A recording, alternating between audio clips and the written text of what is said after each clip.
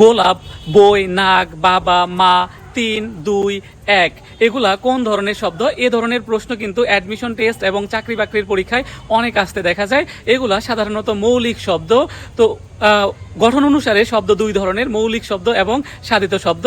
তো তোমরা সকলেই মোটামুটি জানো, অনেকেরই এই বিষয় সম্পর্কে আইডিয়া নেই। আমাদের সাথে রয়েছে জনপ্রিয় বাংলা শিক্ষক শুভঙ্কর স্যার। শুভঙ্কর স্যার একদম ব্যাখ্যা বিশ্লেষণ করে বুঝিয়ে দিবে যে আসলে মৌলিক শব্দ কোনগুলো এবং কিভাবে অ্যাডমিশন টেস্ট এবং চাকরির পরীক্ষায় প্রশ্ন আসে। স্যার ধন্যবাদ। আসলে শব্দকে 3 ভাগে ভাগ করা হয়, তার মধ্যে অন্যতম হচ্ছে গঠন অনুসারে শব্দের শ্রেণী বিভাগ।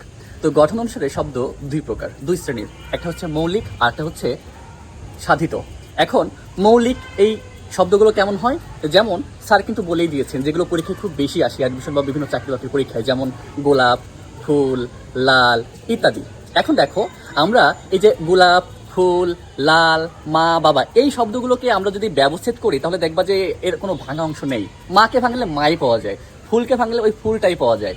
এরপরে যদি গোলাপ ভাঙি, গোলাপকেই ভাঙা যায়। তার মানে যে শব্দগুলোকে বাংলা ভাষায় যে শব্দগুলোকে দ্বিতীয়বার আর ভাঙা যায় না ওইটাই মূল। মৌলিক মানে কি? মূল যোগ ইক, মূল অংশটাই হচ্ছে মৌলিক, অর্থাৎ যাকে আর ভাঙা যায় না ওটা হচ্ছে মৌলিক শব্দ। আর সাধিত শব্দগুলো হচ্ছে যে সকল শব্দগুলোকে ভাঙলে অনেক কিছুই পাওয়া যেতে পারে।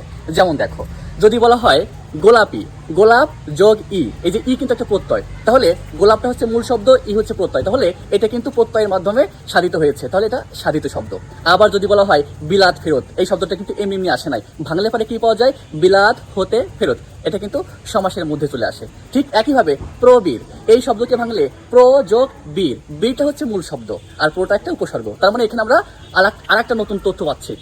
তাহলে দেখো, যে সকল শব্দগুলোকে ভাঙলে পারে প্রকৃতি প্রত্যয়, সমাস বা সন্ধি, যেমন বিদ্যালয়, বিদ্যা যোগ আলয়, বিদ্যা হচ্ছে মূল শব্দ, বাকি অংশ কিন্তু আলয়, যেখানে বিদ্যা পাঠ দান করানো হয়। তার মানে যে সকল শব্দকে ভাঙলে পারে সমাস, সন্ধি, প্রত্যয়, উপসর্গ ইত্যাদি পাওয়া যায় সেগুলো হচ্ছে সাধিত শব্দ।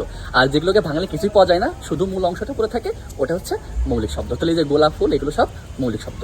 ধন্যবাদ স্যার। এখান থেকে তো প্রচুর পরিমাণে অ্যাডমিশন এবং চাকরির পরীক্ষায় আসতে দেখা যায়। তাহলে আমরা এক কথাই বলতে পারি যে শব্দগুলোকে ভাঙা বা বিশ্লেষণ করা যায় না, বা ভাঙলে বা বিশ্লেষণ করলে আর কোনো অর্থ পাওয়া যায় না, সেটাই হচ্ছে কি মৌলিক শব্দ। আর যেগুলোকে ভাঙা যায় বা বিশ্লেষণ করা যায় সেগুলা সাধিত শব্দ। তাহলে তোমরা কিন্তু এই বিষয়টা জেনে গেলে এবং অ্যাডমিশন শিকার হয়ে থাকলে বা চাকরির প্রত্যাশী হয়ে থাকলে এরপরে আর এই বিষয় নিয়ে প্রবলেম হবে না। কি স্যার হবে?